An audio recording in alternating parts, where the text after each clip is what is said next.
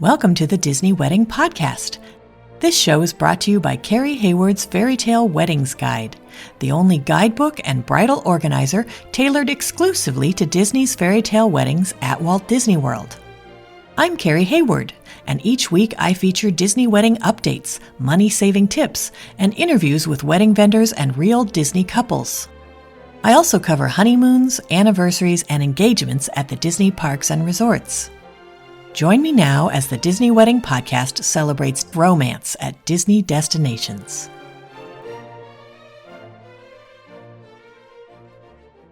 Today on the Disney Wedding Podcast, I am speaking with Disney bride Miranda Smith about her ceremony at the Wedding Pavilion with a celebration at the French island in EPCOT. I thought you guys would be interested to hear how she chose these locations and how she planned everything and how it all turned out. So welcome, Miranda. Hi, so happy to be here. Thanks for being on the show today. I always like to start at the very beginning and find out how you and your fiance decided that you wanted to have your wedding at Disney.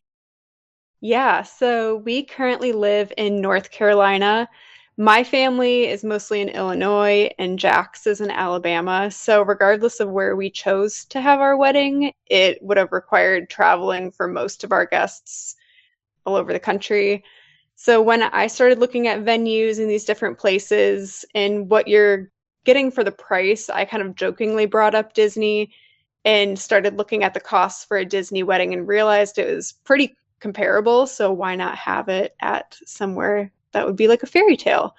And Jack was definitely skeptical at first, but he knew it was what I wanted. So he went along with it and was very pleasantly surprised with how it all turned out. Oh, that's wonderful. How did your friends and family react when they found out where the wedding was going to be? My side of the family are definitely Disney people, so they were all very excited, and my friends all knew how much I loved Disney too.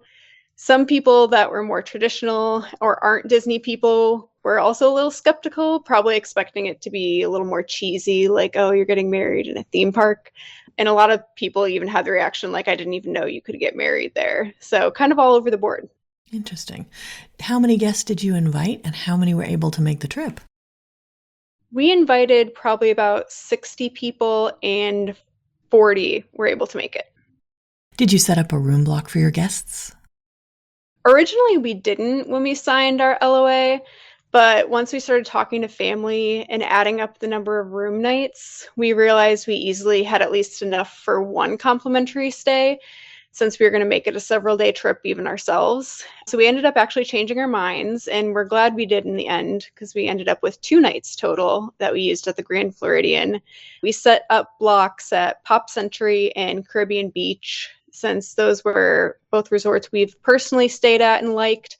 We wanted some more budget-friendly options, since it was probably going to be an expensive trip for a lot of people, and we also really loved to be on the Skyliner. And was it pretty easy to add that? Did you just sign an amendment to your letter of agreement? Yes, we did. Great.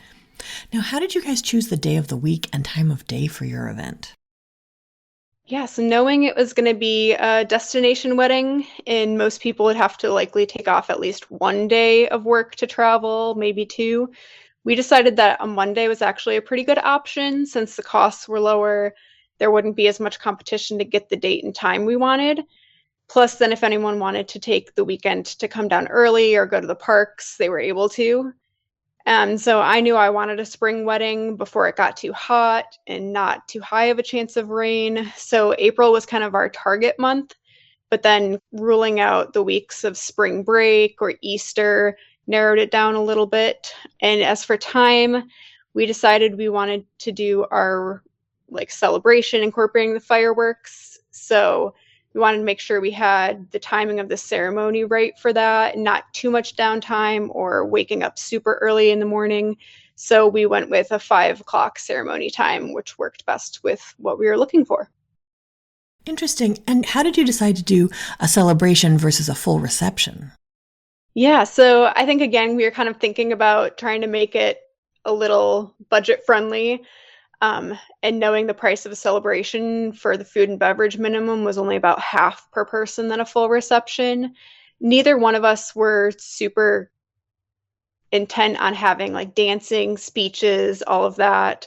So we were more than happy to kind of cut those pieces out and go for something that would be more of like what we wanted for a better cost. Got it. How did you choose your ceremony and celebration venues? So besides the in-park locations, really the only ceremony venue I had previously seen was the Wedding Pavilion, and even that I had really only seen from the outside, and then seen pictures of the inside, obviously, which was beautiful and truly nothing compared to it. So that was a pretty easy decision when we were looking at ceremony venues. And then for our celebration, considering we wanted the fireworks, we thought EPCOT was perfect. And we actually got engaged in Paris. So the decision was pretty easy to have it at the France Pavilion. And knowing it would be during Flower and Garden Festival, how pretty the Terrace de Fleurs was. And it was pretty immediate, yes. Did you use any outside vendors for the portions of your event that you were able to? Yeah, so we did the routes for photography, which we found through your guide and podcast, as well as recommendations on the Facebook page. And I felt like their style really fit what I was looking for with the natural colors and lighting, knowing they had a ton of experience with Disney and scouting out places on the property. And I've heard the lighting of the Wedding Pavilion and having firework photo lighting is kind of tricky. So knowing they had experience with that was really important as well. And then for hair and makeup, I did Stacey Otto, again, from mostly recommendations on the podcast and Facebook page. The Roots actually also provided us with some recommendations for that. That includes Stacey as well as our officiant. So it was nice to know they all had experience working together and thought really highly of one another too, not being from that area myself and knowing anyone that were immediate go-tos for any of those things. That's interesting. So who did you choose for your officiant? We went with Reverend Kevin Knox. We watched some of his videos and seeing all the resources that he had on his website. I felt like we would be in really good hands, and I like that he added Disney touches. He had a very customizable and entertaining ceremony. So it was a great choice because he's just very put together and is a great public speaker. Now, what kind of entertainment did you add to the ceremony and the celebration? We just had the organist at the Wedding Pavilion, and they played all of our songs. We didn't do any of the MP3 tracks, and those all turned out great. And since we opted not to do the full reception, we didn't need a DJ or anything like that, so we just had the luminous fireworks show, which we knew would be a hit, not something a lot of people could say that they did at their wedding as far as having fireworks. Definitely. Did you add a ride mix in? We did not. I kind of wish we would have, knowing that Guardians of the Galaxy is one of my favorite rides, but I think we had a wide range of age groups and not sure everyone would have liked it as much as we do. Do you have any menu items or cake flavors you would recommend from your celebration? We did some sweet and savory options, knowing that was going to be our main chance for food. So we had the cheeseburger spring rolls, which are my favorite, as well as the filet sliders that are inspired by Boathouse, which we go to the Boathouse all the time. So that was nice. And I think Jack wasn't as crazy about the idea of the cheeseburger spring rolls. So we had to choose an option for him too. We also added something kind of last minute to get us over the minimum, which were these phyllo cups with pimento cheese. And those ended up being really good too. So I'm really glad we did those. As far as desserts, we both really love macarons, and we had raspberry Mickey-shaped macarons that were super good. We did the Bill on Consumption Mickey bars. And our cake, we went something with more traditional. We just had toasted almond cake with vanilla buttercream and raspberry filling. We tried a few of the more exotic options and combinations, but in the end, I think we were both more of the traditional, classic, simple route. Did you add any other events around your day, like a welcome party or a farewell brunch? We didn't. We did have the Saturday before the wedding. We knew we were going to do a park day, so we invited all of our guests to spend the day at EPCOT and Hollywood Studios with us. And then we also did another one the day after the wedding on Tuesday at Animal Kingdom and Magic Kingdom. So we had some of our friends and family kind of pop in throughout those days to experience the parks with us. That's fun. Can you give my listeners a timeline of how the wedding day all fit together? Yeah, we started hair and makeup about 8 o'clock in the morning. So we had that for a couple hours. Photography began around 1, and we had our first look around 3. So we did a first look. We knew we wanted to have plenty of time for photos, both of just us and like our family.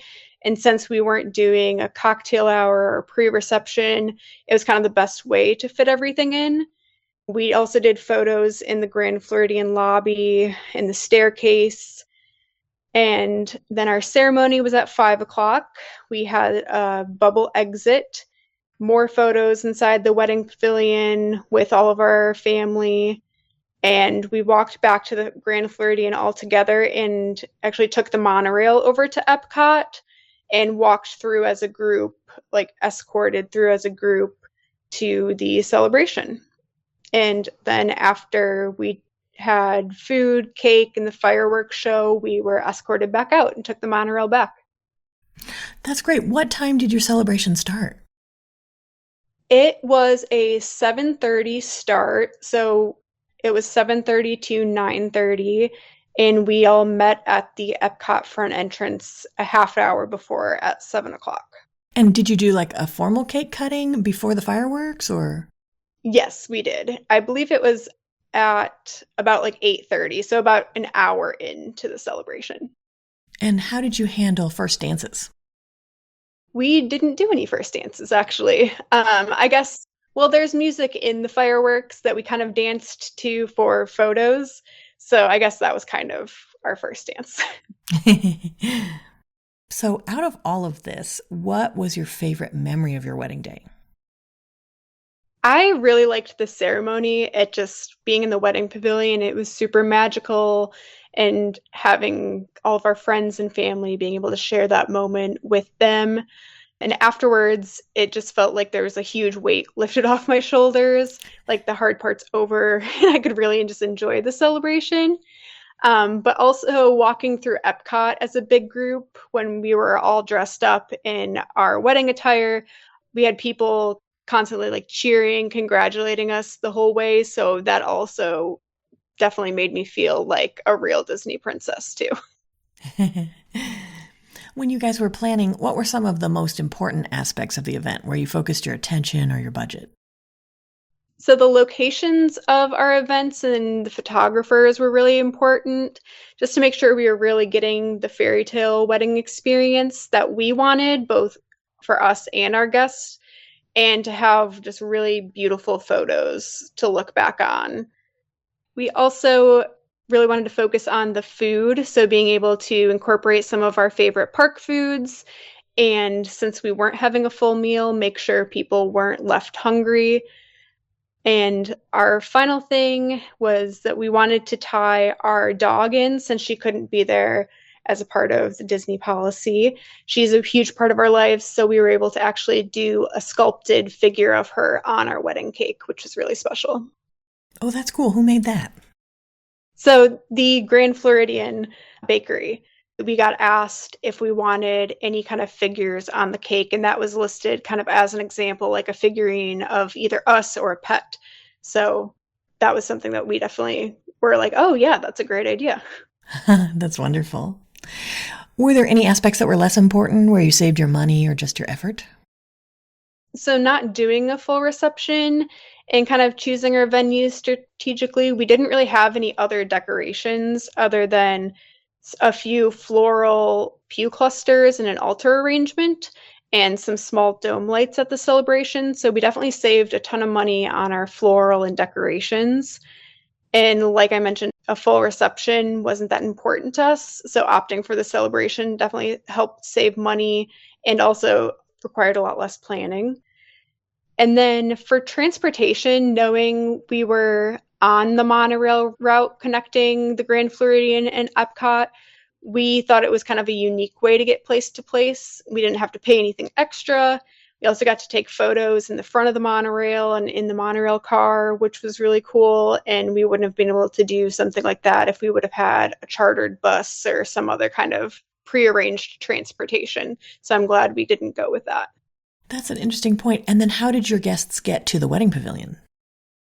So I assume a lot of them either drove themselves if they had their own car or had rented a car, or just took an Uber to the wedding pavilion. Got it. Okay. Did anything go wrong or just not turn out like you expected?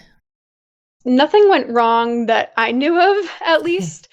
But actually, because we did choose the monorail and we were still taking a lot of photos after the ceremony, we ended up being about 10 minutes late to our meeting time at EPCOT and getting back to the celebration. But I think it all ended up still being okay. I don't think we lost a ton of time or anything like that. Okay. Was there anything that seemed like a big deal beforehand or you were worried about, and then it turned out not to be a big deal? So I think when we were planning, we were kind of worried that just having a celebration and not a full reception wouldn't really be enough, or that our guests wouldn't enjoy it as much. But I think overall, the experience of being in the park, the locations, the fireworks, I think a lot of them just really loved all of that, and they didn't feel like they were missing the rest at all. A lot of our guests said it was probably the best wedding they had ever been to, and they felt like it was such like a once in a lifetime experience. I don't think anyone would have cared if we would have done a full reception versus what we did. I think it was something that we just worried about. That's awesome. Is there anything you would have done differently knowing what you know now? So I don't think we would have necessarily done anything differently. I think if anything, we would have liked to have maybe at least an extra hour or something in between our ceremony and the celebration to either take more photos or mingle more with our guests and not be away from them that whole time. But I think knowing a celebration could only be 2 hours long, that wasn't really something we had the option for unless we wanted to just do a shortened full reception at that cost. Just because the day does go by so fast, we just wanted to have as much time as possible. I see. Yeah. Okay. Do you have any other tips or advice for future Disney couples? Definitely doing research. So using the Fairy Tale Weddings Guide and this podcast for ideas, and anything that isn't offered in the menus or materials Disney gives you, don't be afraid to ask if it's possible. They really do a great job of making your day everything you want it to be. They're super organized and just trust that everything will run smoothly. And if you are looking for something that will stay as close to possible on the event minimums, I think a celebration was the best way to do that. Like I think I mentioned, it's about half the cost per person minimum of a full reception. So it was something that definitely saved us a ton of money. That's great advice. Well, Miranda, I think you've offered a lot of great tips and advice for anyone who's interested in getting married or having a vow renewal at Walt Disney World, and I appreciate your taking the time. Yes, thank you so much for doing this. That's our show for today. I'm your host, Carrie Hayward, inviting you to join me again next week for another episode of the Disney Wedding Podcast. Past shows and tons of photos for each episode are available on my website, DisneyWeddingPodcast.com, or listen in your favorite podcast app. And for instant answers to all your Walt Disney World wedding questions, check out Carrie Hayward's Fairy Tale Weddings Guide, available as an interactive ebook with continual free updates at fairytaleweddingsguide.com.